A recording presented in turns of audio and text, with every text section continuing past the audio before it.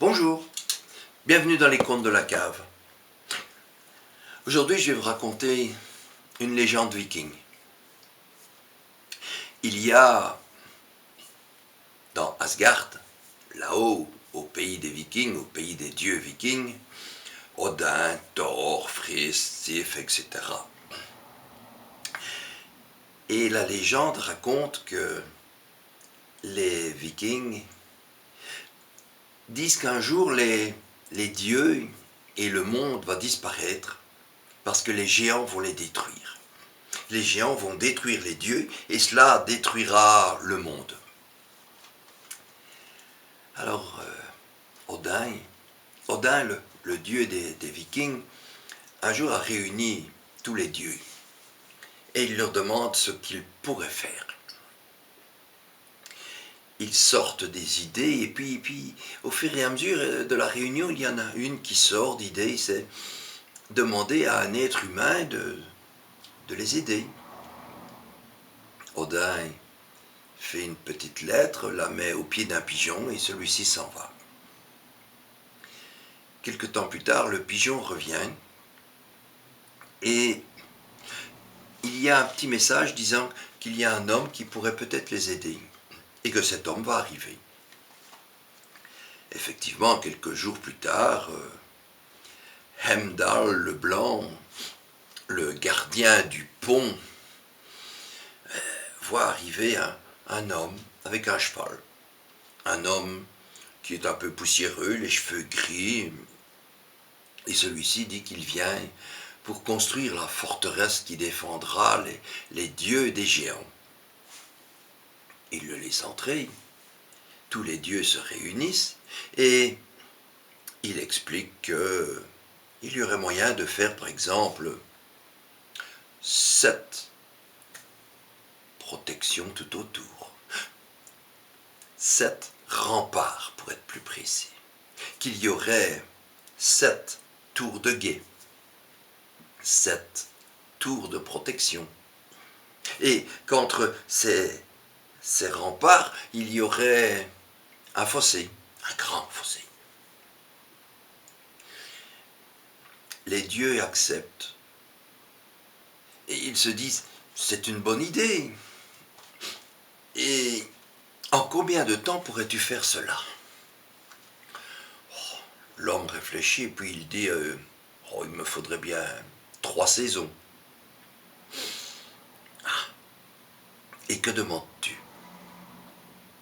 Oh, le plaisir d'avoir pu protéger le monde viking. Ils se disent, là, il ne demande pas beaucoup, il est modeste.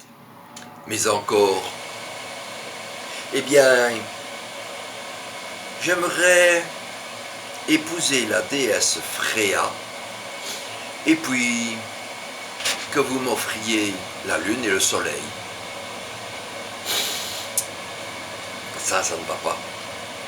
Premièrement, la déesse Freya, elle a dit qu'elle n'épouserait un homme ou un être de Dieu ou autre que si elle tombait amoureuse.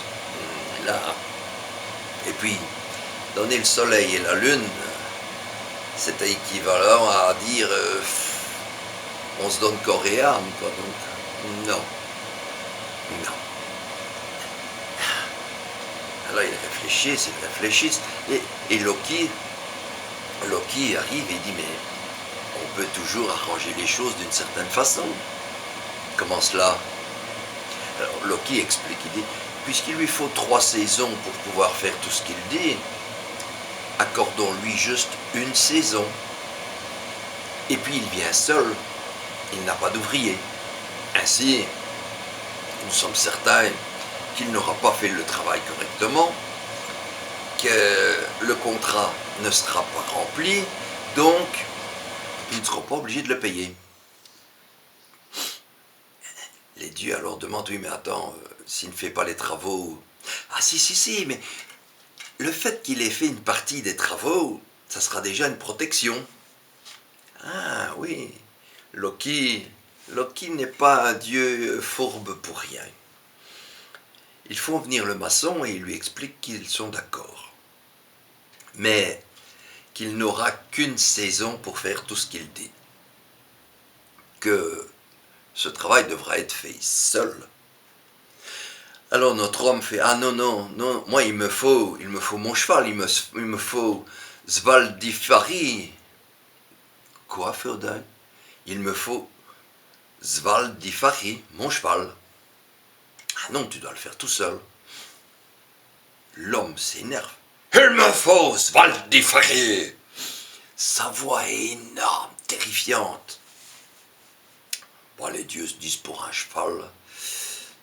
Et puis, Loki, il revient à la charge. Il dit, mais vous savez, la saison ici va être une saison de pluie, donc il ne pourra pas avancer comme il veut, ça sera boueux, le cheval ne pourra pas faire comme il a envie. On peut accepter. Et ils acceptent. Notre homme commence son travail, et à la grande surprise des dieux, le travail va vite. Le cheval transporte des charges incroyables. Ils travaillent tous deux jours et nuits. Oui. La saison avance. Le premier rempart est fait, le deuxième, le troisième, le quatrième, le cinquième, le sixième. Les tours de protection et les tours de guet et autres sont faites. Les 7. Il ne reste plus qu'un rempart à faire. Et il faut dire qu'il ne reste plus que 4 ou 5 jours, pas plus. Les dieux disent à Loki, tu vois, ce n'est pas une bonne idée que tu as eue. Friss, la compagne, l'épouse de Odin, dit qu'elle donnerait tout ce qui lui est possible de donner pour ne pas offrir Freya, le soleil et la lune à ce maçon. Sif, l'épouse de Thor, sacrifierait sa chevelure d'or pour ne pas que cet homme puisse posséder tout ce qu'il va avoir. Odin fait venir Loki et lui dit, puisque c'est toi qui as eu cette fameuse idée, eh bien, sors-nous de ce pétrin. Loki s'en va, il se transforme en ver de terre, part au centre de la terre réfléchir. Il n'y a plus que 2 jours et le travail est presque terminé. Quand au milieu de la nuit, l'homme travaille avec son cheval et sortant d'un bois, une magnifique jument apparaît. Cette jument piaffe, fait tous les signes de la recherche d'amour. Svaldifari ne peut être indifférent et il casse les rênes, il laisse tomber son maître et il part dans le bois, il va avec la femelle, la jument. Le maçon, lui, il court, mais ne rattrape pas son cheval. En chemin, il tombe, il se casse une dent, il se casse le nez. En se levant, du sang noir sort de sa bouche et de son nez.